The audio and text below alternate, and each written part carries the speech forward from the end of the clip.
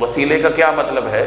مختصراً اس مسئلے کی میں وضاحت کرتا ہوں۔ یہ بھی ہمارے ہاں بڑا ایک پیچیدہ مسئلہ بنا ہوا ہے، حالانکہ اس میں کوئی پیچیدگی نہیں ہے۔ کچھ لوگ ایسے ہوتے ہیں جو وسیلے میں اتنا آگے بڑھ جاتے ہیں کہ انسانوں سے مانگنے لگ جاتے ہیں، اور کچھ حضرات سرے سے اس کا انکار کر بیٹھتے ہیں۔ تو اعتدال کا راستہ کیا ہے؟ مفسرین نے اس آیت کے ضمن میں جو کچھ بیان کیا ہے اس کا خلاصہ میں عرض کیے دیتا ہوں۔ وسیلہ لغت میں جڑنے کو کہتے ہیں، جوڑنے کو۔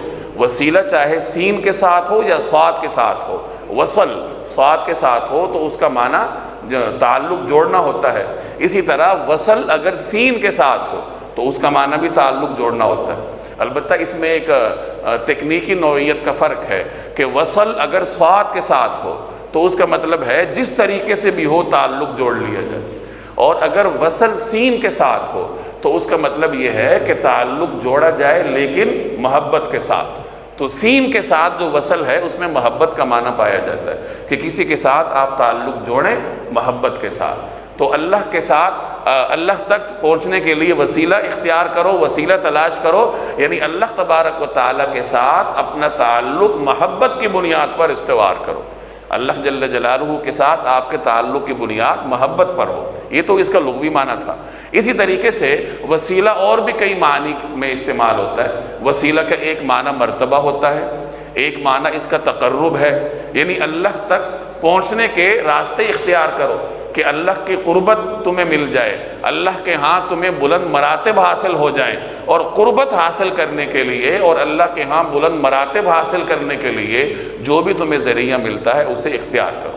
تو خلاصہ یہ نکلا کہ اہل ایمان کو حکم ہے کہ اللہ جل جلالہ کے ساتھ اپنے تعلق کی بنیادیں محبت پہ استوار کرو اور اللہ کا تقرب حاصل کرنے کی کوشش کرو۔ اسی طریقے سے وسیلہ ایک جنت میں ایک بلند ترین مقام کا بھی نام ہے، جس کے بارے میں رسول اللہ صلی اللہ علیہ وسلم نے ارشاد فرمایا کہ یہ اللہ کی مخلوق میں صرف ایک شخص کو ملے گا، اور مجھے امید ہے کہ میں وہی ہوں، وہ میں ہی ہوں، مجھے ملے گا۔ چنانچہ ہم اذان کے بعد جو دعا کرتے ہیں آتی محمدن الوسیلہ، کہ یا اللہ رسول اللہ صلی اللہ علیہ وسلم کو مقام وسیلہ عطا فرمائیے۔ بہرحال یہ وسیلے کے مختلف معنی تھے۔ خلاصہ یہی ہے کہ اللہ تعالیٰ تک پہنچنے کے، اللہ کی قربت حاصل کرنے کے لیے ذرائع اختیار کرنا۔ اب وہ ذرائع کیا ہیں؟ اکثر مفسرین فرماتے ہیں کہ ذرائع سے مراد اعمال ہیں، کہ اچھے اعمال کے ذریعے اللہ جل جلالہ تک انسان پہنچنے کی کوشش کرے، ایسے اعمال اختیار کرے، ایسے اعمال اپنائے کہ جن کی وجہ سے اللہ تبارک و تعالیٰ کے ہاں اسے قربت کے درجات ملیں۔ اسی طریقے سے بعض مفسرین نے اس ذرائع کی تفصیل میں وسعت اختیار کی ہے، اور اس میں جہاں اپنے ذاتی اعمال کو شمار کیا ہے وہاں اللہ کے کسی نیک بندے کے ساتھ، کسی برگزیدہ بندے کے ساتھ جو انسان کو محبت ہوتی ہے، اس محبت کو بھی بطور وسیلے کے استعمال کیا جا سکتا ہے۔ چنانچہ ایک شخص یوں کہے کہ یا اللہ فلاں ولی آپ کا برگزیدہ بندہ ہے اور مجھے اس کے ساتھ محبت ہے آپ کی رضا کے لیے، تو مجھے اس محبت کے طفیل یہ چیز عطا فرما دیجیے۔ تو جس طریقے سے انسان اپنے اعمال کی بنیاد پر اللہ تبارک و تعالیٰ کی قربت حاصل کرتا ہے، تو اسی طریقے سے کسی بزرگ، کسی ولی یا کسی برگزیدہ بندے، کسی اللہ کے پیغمبر، انبیاء میں سے کسی برگزیدہ پیغمبر کے ساتھ جو انسان کو محبت ہوتی ہے، اسی محبت کو بنیاد بنا کر بھی کوئی شخص اللہ تبارک و تعالیٰ سے دعا کر سکتا ہے۔ چنانچہ اسی تفصیل کی روشنی میں وسیلے کی کئی قسمیں بیان کی جاتی ہیں۔ پہلی قسم کو کہتے ہیں توسل بالاعمال۔ توسل بالاعمال کا مطلب یہ ہے کہ ایک آدمی اپنے اعمال کی بنیاد پہ اللہ تبارک و تعالیٰ سے دعا کرے، یا اعمال کی بنیاد پہ اللہ تبارک و تعالیٰ کی قربت حاصل کرنے کی کوشش کرے۔ جیسے مشہور روایت ہے کہ کچھ لوگ غار میں بند ہو گئے تھے، انہوں نے غار سے نکلنا تھا، تو یہ انہوں نے فیصلہ کیا کہ ہم میں سے ہر شخص کو اپنے کسی نیک عمل کی بنیاد پر اللہ سے دعا کرنی چاہیے۔ ایک نے اپنے نیک عمل کی بنیاد پہ دعا کی تو وہ چٹان تھوڑی ہٹ گئی، دوسرے نے کی مزید ہٹ گئی، تیسرے نے کی تو وہ ہٹ گئی۔ تو اس طریقے سے انہوں نے اپنے اعمال کو بنیاد بنا کر اللہ کے حضور دعا فرمائی جو اللہ تعالیٰ نے قبول فرمائی۔ اسے توسل بالاعمال کہتے ہیں، اور توسل بالاعمال سب کے ہاں جائز ہے۔ دوسری قسم ہے توسل بالذات۔ یعنی کسی شخص کی ذات کو بنیاد بنا کر اللہ تبارک و تعالیٰ سے کوئی چیز مانگنا، جیسے میں نے پہلے عرض کیا کہ کسی بزرگ کی محبت کو بنیاد بنا لینا کہ یا اللہ میری جو اس کے ساتھ محبت ہے تو اس کا میں آپ کو واسطہ دیتا ہوں کہ مجھے فلاں چیز عطا فرمائیے۔ اب توسل بالذات میں بھی کچھ تفصیل ہے۔ توسل بالذات کا ایک پہلو یہ ہے کہ جس کے توسط سے آپ دعا کر رہے ہیں وہ زندہ ہے، اور دوسری قسم یہ ہے کہ جس کے توسط سے آپ دعا کر رہے ہیں وہ دنیا سے رخصت ہو چکا ہے۔